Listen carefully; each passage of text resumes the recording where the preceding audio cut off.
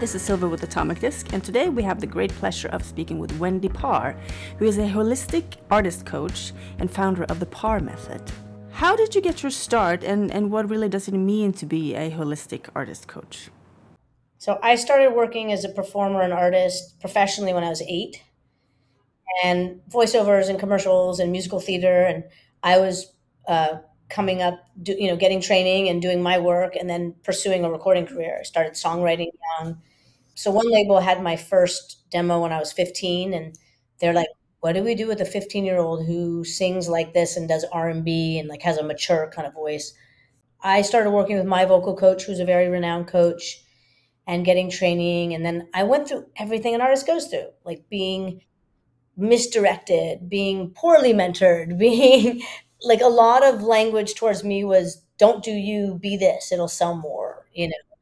Um, I'm not an R&B singer, but that was a lot of influence that I had.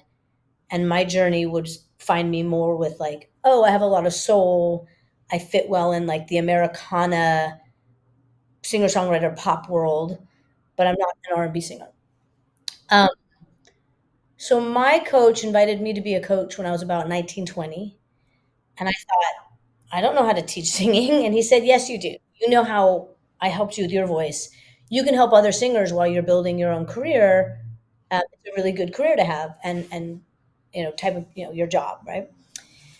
And what I discovered really quickly is I loved it. Like I loved empowering other people. I loved helping people avoid the pitfalls I had. I loved helping artists really find their voice and doing things for them that were not what was done for me, right? Like this, I wish someone did this for me. I'm going to do it for you. And when I just found myself putting more energy into that than putting myself on tour, I was like, you love this. So I've never stopped songwriting. I write for others. I have a Grammy certificate for a song on Slumdog Millionaire. I music supervised a film, and we wrote all the original songs for it. And I co-produced them all. But I just stopped wanting to pursue being the person on stage and loved supporting the person on stage. That's very cool. Yeah. Yeah, and you do more than just actual singing lessons, right? You're like a whole artist branding, the whole package. Yeah. So it really all goes with, for me, vocal technique. I went through my own journey of I had no vocal technique. I just was being me and performing 5 nights a week, and when I was 15, and just coming up doing my thing. Vocal technique helped me to be able to maximize my range and do more stylistically. But the way I learned it, it became the focus. And so my singing out here was really great singing, but my heart and soul was back here, and I didn't feel connected to my music. Mm-hmm. And then I had to throw out technique and be like, why do I hate singing? I don't like the sound of my voice. What went wrong?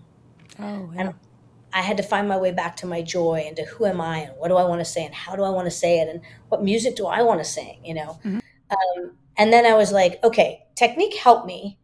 So there's a reason for it. How can I bring it back in a way that serves me instead of me being in service to good singing? I'll put that in quotes again. So that journey is really what led me to be the coach that I am, and why the first course in the Parr Method is Blueprint. It's the first session I have with everyone. Sarah Bareilles, I worked with her starting on her Brave tour. The woman already can sing. The woman's like been in this business for a minute, right? And I was like, we still have this first conversation about why do you do what you do? What do you love about it? Let's look at what's in here that's getting in your way. What beliefs and resistances? What's getting in your way to have fun on stage? Because that's what we want. Like, I want the artist to have fun again, to be connected and not worrying about stuff that's actually stopping their creative flow. So that conversation is the first session I do with every artist. It's the leading course in the Parr Method. So that let's clear the stuff that's getting in your way so then we start the training. And I created that, this was the process of, okay, perfectionism knocked me out of the game, knocked my love out of it. I see this common thread in every artist I work with, like this fear of not being good enough or this false belief. There's mindset stuff that I could teach you all the technique, but if your brain is focused on, I got to hit the notes right, I have to be really good, oh my gosh, they're filming me, you're not going to grab the technique. You're telling your body like, hit notes, and your body's like, okay, I'll squeeze, I'll push, I'll blow air, I'll do all these things that are counterproductive. became the coach that I am because of the person I am and because of my personal experiences, and then seeing patterns in artists and going, okay, everyone has this going on. I need to find a solution for people with this. Right. So that became the process. Like all these different things I do with artists became courses that I have now available to everyone. And then Compass, which is by application, Compass is for the emerging and pro artist. That really became, very few artists have a strong sense of their aesthetic across the board. Very few artists can communicate that vision to the video commissioner or the music director. And so what would happen a lot of times, an artist would say to me, we did this video, I don't want to put it out. We have this single, but I don't want to put it out. So this becomes a wrench in the system when you want to put your music out there, you have a campaign, there's a deadline, someone's got to like make some kind of decision. So now people are like, well, let's move it, let's go. And then the artist is like, but it's not me. No, I don't like it. No, no, no. So helping the artist to really get clear about who they are on a deep level, archetypes, childhood heroes, life experiences, gives the artist the clarity to go, this is me. And I now have the concrete things to point to and visual assets to show my team and so much more confidence in why I'm making the decisions I'm making. So when we get clear about those things, your truth will resonate with the audience, and your truth resonates with you. So the artist is like, again, like, I love what I'm creating. I feel good about this. People who are newer recognize, oh, I'm not clear about this. More it's like, oh, 2 3 records in, the artist might feel like, well, I'm doing it, like I'm touring, I've got it, like I know my thing. But actually it still might be general, or it might be so influenced by, especially now, like social media and trends. And so I think the comparison becomes greater, the outside influences become so great, and the need for constant content means that artists don't necessarily take the time to self-reflect. We're like, okay, next record, okay, we've got to put it out tomorrow. So the reflection gives them so much more fun to explore. And for me, I see it as everything I do is me coming towards the artist to help you do you. Let me help you explore you, find your voice.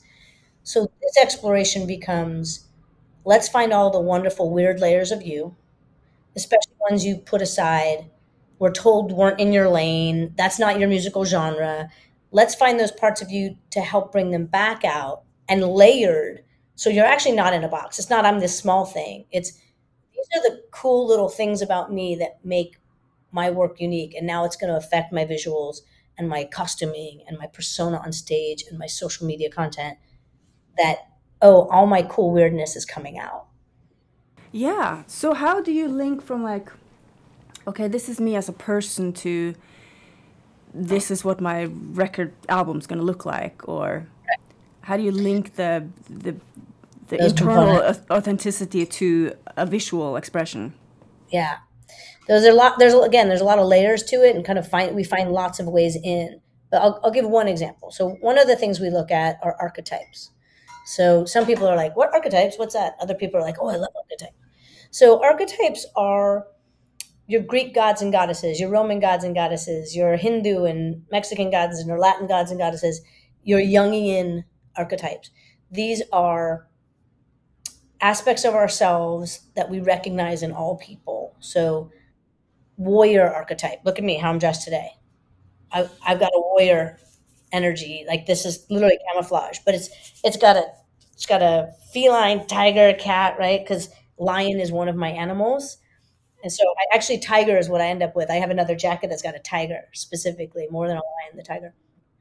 And I consider myself like, I'm a spiritual warrior. I'm not fighting against anything. I'm fighting for humanity. I'm fighting, and even the word fight, I don't think the word is fighting, actually. It's more like a quest and a mission, more like a knight, right? So if you align with that kind of energy, there's the lover, there's Aphrodite, and this comes from Artemis. Artemis is one of my main archetypes, and she was a hunter. So if we start examining archetypes, and we all have 12. So four are common to all humans. We all have a victim, a saboteur, a prostitute, and a child. And there's different child archetypes. So you go looking at, well, what kind of child am I? Am I the wounded child, the enchanted child? And you go, oh, that's my child energy. That's my child archetype. And then each of us have another eight individual to us. So when you start exploring these, you're like, ooh.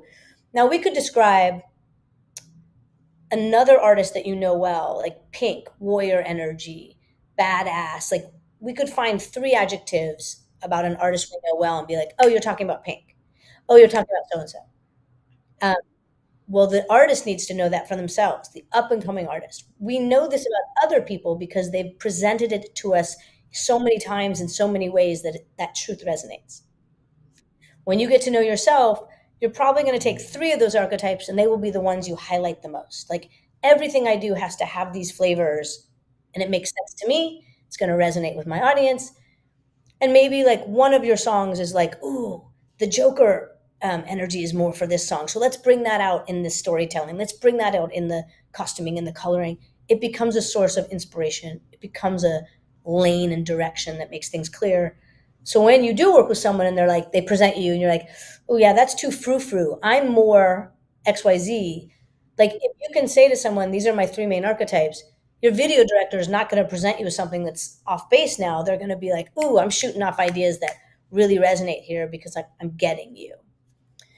Desmond Child, who's like one of the top songwriters and like every hit you know from the 80s and beyond, is Desmond Child. And he talks about it in his book. He said, I'm very good at identifying the archetype of the artist I'm working with, which then informs our lyric and our musical content. And the reason it's a hit is because the audience resonates with that truth. Because if you don't believe in it, how are they going to? Right? Maybe you're the caregiver, you're the nurturer, you're the Mother Earth energy. Right there. Doesn't like a bunch of ideas come to you for like that means you wouldn't sing a certain type of lyric. You're like, yeah, no, it needs to be more of this. So it just directs you not into a box, but into clarity. And if anything, it opens things up more that makes sense. As opposed to I'm so everything. No one relates to everything. If you're a songwriter, you know this. Specificity connects universally. When you get personal and specific, that's when it rings to the universal. If you sing we all this and we all general, general doesn't resonate. That's so true. Yeah. So it's the same principle. Yeah. So this is like the first step, and once you have this, then you have the foundation to go out and define the image and the sound and the website and the t-shirts and all the stuff that yes. You know. And these are things that like there's so many layers. So Compass we go into visual and design, we go into sound. I have a online course called Sound Chart. We do it a little differently in Compass. We do it as a group, we do it within the program, but Sound Chart is available to anyone. Sound Chart is, let's look at all the music you love. Step 2, we distill it into actually pulling out the elements and getting clear about, well, what do I love about this whole genre? What are the specifics? And then we distill it down again into a recipe on paper that's like, these are the ingredients for my musical recipe. And you're going to find the secret sauce there. You're going to find, oh yeah, that's the music I loved in high school, but someone told me it wasn't in my genre or it wasn't cool, so I stopped listening to it or I stopped incorporating it. But you go, oh, but if I draw these two elements into my R&B or into my pop, now I'm special in my lane. This sets me apart in my lane. So it's like archetypes is one layer, but we go into lots of different questions and areas of your life that you then to start to see like, oh, this is giving me ideas for what I want in my costuming. Or so I look at my closet, I'm like, warrior, camouflage, like that would totally be part of what I do. The other thing though that I can see in this, I'm going to turn my camera around to show you my studio. So if we look at this and then I go look at other aspects of my world and I look in my closet, what you can learn from this, or what I learned from this, is I love patterns and textures. I love layering things. See how I've got 3 rugs layered? Just not one big rug, simple one. And you can see similar blues and deep reds in here. So when I see that and I learn this language of texture, pattern, even my hairdresser, when I was talking to my hairdresser and she said, oh yeah, I watch your Instagram. You like movement and flow. I'm like, Betty the barber, you know your stuff. She's looking at my world in order to be the best hairdresser for me, going, I see what you like. So we don't, I'm like, you're right. Because if we cut my hair too short, I'll lose the waves and the movement. And I never like that as much as I like messy movement. Right? So she's like clocking that. So now I know that's what I love. I love a color scheme and then lots of textures and pattern. If you look at my website, you will see my favorite color orange, but you nothing's flat. My logo has texture. The patterns on my website, working with my graphic designer and showing him literally this couch, showing him other visuals of like this is my taste and flavor. Um, Showing him specific design things that took me a long time to find, like finding a design that I like. But once I did, I'm like, oh, I love this particular designer stuff. I can use this as reference. And he's like, yeah, you like texture. So everything, all my workbooks for my courses, my website, my Instagram, there's textures and layers and everything because it's something. So you're going to see that. And now that I know it, you're like, oh yeah, that makes everything that I do feel better. Like, yep, that's more me. That's more me. That's more me. That's more me. Just here's an Instagram post and you can see the layers of textures and there's my orange and there's a pattern behind that. Layers of oranges and oranges. I'm wearing orange and then a pop of yellow for something else, but there's texture. Oh, here's another camo version, another fashionable camo. Like you will see these patterns in me. Here's the texture, here's my orange, but it's new and textured. So finding these specifics, and then if I just zoom out, you'll see that orange popping around. And my Instagram or my socials, they're not even like super well branded yet because I have a really small team. I'm not like putting a lot of money into like, and I know other people whose sites I'm like, I think their aesthetic is more like production value is a little higher. But you know what comes across in mine? It's really organic. It's very authentic. It's very raw and real. And that those three things are very me. And those three things to me are the most important thing that's more important than the high production value in terms of talking to my audience. Yeah, and that goes back to fighting the perfectionist. It's like Yes. it's good enough, or at some point you just got to let it go and just get it out. That's how I started all of it.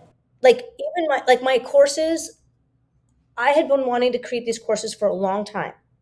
And at the top of COVID, it just got me to expedite. I was like, we're doing this. Like, I'm not waiting. And because I was always thinking, I'm a person of excellence. I like really high quality. Mediocre to me is death. And I always thought I need a production team. And you know how I shot two of my courses?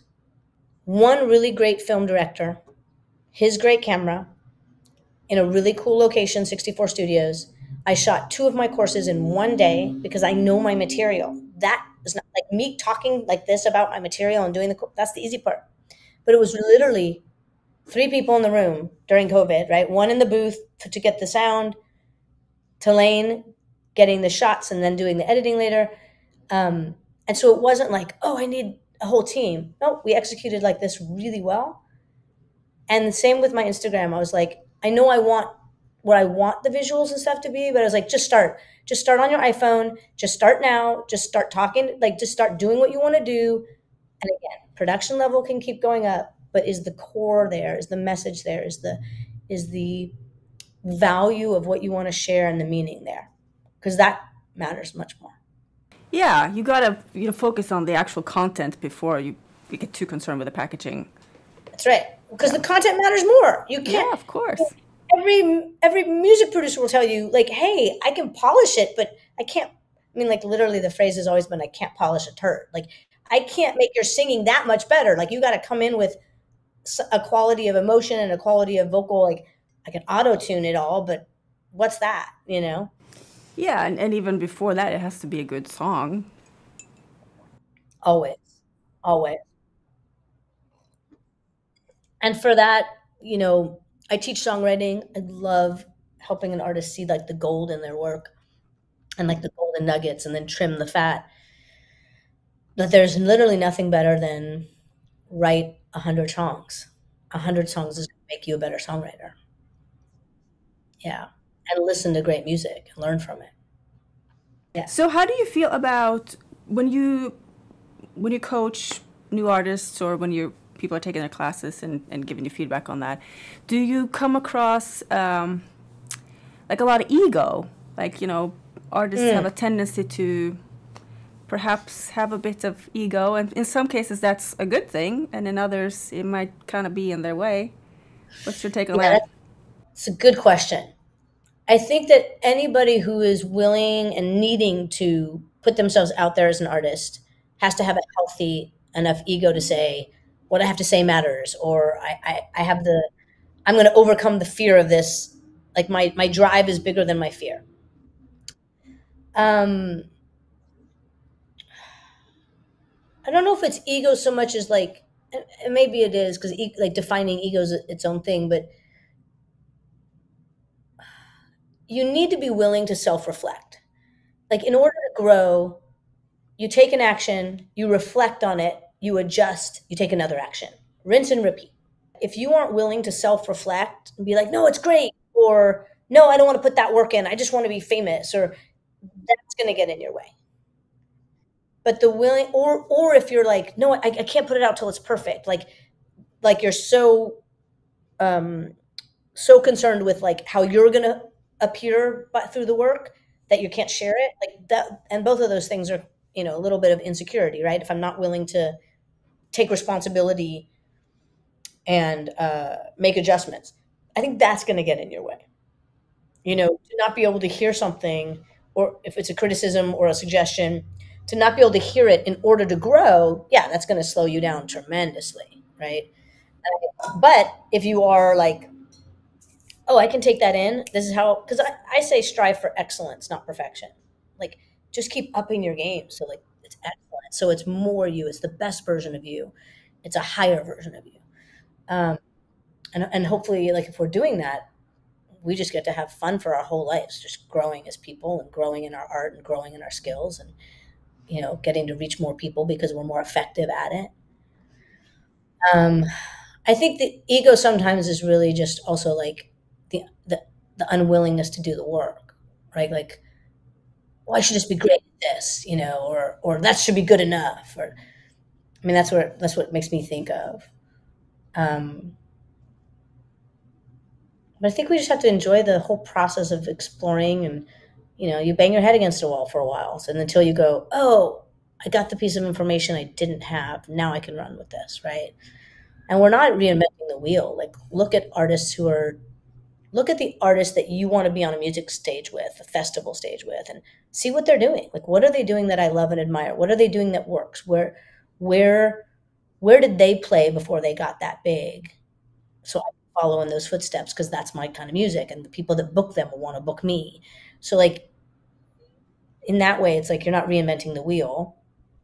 And then also you have the ability with, this little tool that you can reach anybody, and also like wherever your outside of music passions are, can you do something special and interesting because you're bringing in, you know, my other favorite thing is crochet. So I'm going to make crocheting part of my music videos, or I'm going to make crocheting part of my social media. And now we're like, oh wow, look what they're doing there. That's so cool. I'm listening to their music because I love seeing what they're doing there. And then, you're doing crochet parties and bringing a community together who crochet together. And then you're singing like a short set at that party or something like that. And now you're like, oh wow, I'm building a music audience through a channel that is not a music channel. And only I could do that because I'm crocheting, you know? Something about, oh, I crocheted around a whole body of a guitar and I play that in my music videos because you're not really playing it. And it looks so cool and people love it and it's such a cool thing. And it was such a pleasure to make it because I love crocheting. Things like that, those are the unique. That's the, oh, only I could do that, right? Yeah, so back to, you mentioned insecurity. Do you feel like, I mean, that's something that most people struggle with at some point. And do you think that, analyzing the archetypes and like really honing in on your identity strengthens people's sense of self and security? Absolutely. why Blueprint is my first session is that, again, in all my years of coaching, I just started seeing, oh, everybody has a little bit of a little to a lot of perfectionism, or a little lot of this feeling of I'm not good enough. Artists who are super successful, I think it has to do with how we're raised, culture, capitalism, comparison, like a million reasons. I mean, how many parents, how many people were raised in a world that said, "You're amazing. Let's just help build you up to be like awesome, unique, wonderful, weird you, in all your faults and all," as opposed to be an A student, that makes you smart and that means you're a good one. No, it doesn't. It just means you're academic and you're, like no. um, so the insecurity, I think that again, our passion and our drive needs to help us overcome our fears. They need to be greater than the fears. Like I can be afraid and still do it. I think also we need to look um, at this point in life, and I think again, social media helps us see this. I don't think there's any me problem. Like if I thought about myself and I go, oh yeah, that's just me. I'm like that because XYZ. Most of the time it's no, it's a cultural thing. It's a patriarchal thing. It's an institutional thing. It's a racist thing. It's gender. Like, there's a lot of reasons outside of yourself that you are this way. But where I think that insecurity can shift is the more we know ourselves, our qualities and our strengths, the more confidence we have to show up and give them. Example, you're going into a writing session. Hopefully, the opportunities and the people you write with become better and better because you're so good, right? Like, oh my gosh, I'm writing with this person now. Oh my gosh, I'm writing with that. So, in a way, you're the newbie all the time, right? Like your success means you're breaking new ground. And so, oh my gosh, I'm performing for 2,000 people now. Oh my gosh, I'm in this room now. Oh my gosh, I'm on the stage. So you can feel small or new over and over. It's not because you're bad, it's because you're growing. It's actually because you're excelling. So recognizing that, like, oh, I'm at a next level. I'm like, that's to the perspective, one, and two, knowing what you bring in. You're going into a writing session. What qualities make you really special? What are your skill sets and what are your character traits? If you know, for example, so like I recognize it because I've been told it several times. I'm the person in the writing room that helps us stay aligned with the integrity of the song we're writing. Let's say we're writing a song and someone comes up with some strong lyrics over here, and I'm like, I had this exact moment. Artist, another writer, and myself, and they came up with a really cool lyric, and I was like, that is excellent. Like that's super clever. It's really cool. Two things. One, it doesn't hurt. It sounds really good, but it doesn't hurt emotionally, and I need things to hurt, like break through and feel it. And secondly, it's taking our story in another direction. Do we want to go in that direction? Because this is where the song has been taking us, and that moves us. And then the other two writers in the room went, "Oh yeah, yeah, yeah. No, that isn't the story that we want to tell here. Scrap those lyrics." I was like, "Save them for another song," and then we dove in again. So I've been told a few times, "Oh yeah, you really keep us honest to the song." Go figure. I'm a person about authenticity, integrity, alignment, right? So knowing that, I feel very confident to speak up in the room, to say that again, because I'm like, oh no, I'm told that this is a strength I have within the team. I'm not shy to say it, right? So knowing that that's a strength helps me to execute it. I'm a melody writer and a lyricist. So if I'm in the room, like I co-produce, I produce music, but I always want to work with someone who's really strong at the production because I'm stronger at these things. So when you know your strengths, you're now going to find the other people for your team to become like a cool writing trio or duo. And again, if you're like, I know I'm the jokester. I'm the person that makes people laugh and like breaks the stress. You're the person on tour. It doesn't mean you're gonna like go be a comedian all day long. But if you know that's you, okay, I know that's part of my role when I'm on tour. Like that's part of like who I am. So it's gonna give you the freedom to like let that show up. So this is where knowing yourself gives you confidence instead of like insecurities, and you learn how to like, is it the right time for this? Yeah, it's the time for this. Let me do that. One artist, Ali Moss, phenomenal guitarist, singer, tours with Ingrid Michaelson. And she's like the grandma of the tour. She is that like morale booster, but she's also like she like a tour manager. She's like, hey, we got to get to here. This is the day. She's super organized, and she keeps everybody like dotting the i's and crossing the t's. They count on her for that. So like, oh yeah, this is my personality. Pretty soon, like I could see her being hired to do another job or a tour manager or something, or because it's like, oh yeah, this is a skill set that people rely on her for. So if you know that, again, you lean into it, you let it evolve, and let it, again, maybe it takes you to another job and another role. Yeah, leaning into your strengths. I like that. Yeah, so you've mentioned Compass and Blueprint. You also have something called Navigator, which you're offering us a discount code on. Yes, there's a code for Navigator and Blueprint. So the pathway, basically, I looked at what are all the things I do with artists, and I turned them into modules, so that I can, help inform more people. So Navigator is the first one. It's like a little mini course. It's a taste of Compass. It starts to get you asking these questions and exploring the who am I questions.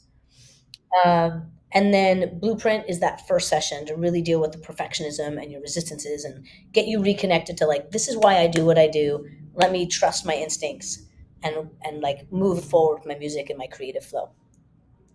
Sound chart is about really defining your musical sound and that recipe of what makes your music you. Voice maps is a stylistic, like vocal, it's all vocal games and stylistic games. It would work for music as well. If you're like a guitar player or a musician, you could use the same games with your any other instrument. And so it helps you get out of the habits you have of like, oh yeah, you may not even know your habits, but when you start playing the game, you'll see, oh gosh, yeah, I want to do this every time. And this is helping me make other stylistic choices, melodic choices. So it will inform your songwriting. One artist I work with, for example, sent me a song. It's like, this is my latest song. I'm like, it's fantastic.